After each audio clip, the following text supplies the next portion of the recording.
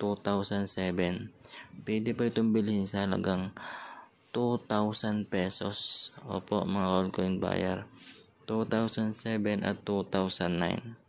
Sa 5 peso commemorative coin kagaya po nito, ito pong MacArthur Leyte Landing. Hanapin nyo po yung 50th anniversary.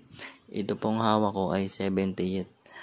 Yung 50th po, ang tandaan nyo po, isulat nyo po ang mga hinahanap ko, ay mga sinasabi ko na mga hard to find. Dito po yung 50th anniversary po ang hinahanap dito, mga ka-altcoin buyer. At punta naman po tayo sa 10 peso BSP series.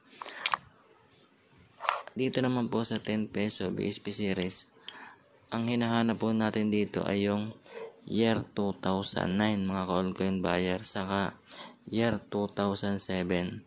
Pwede po itong bilhin sa halagang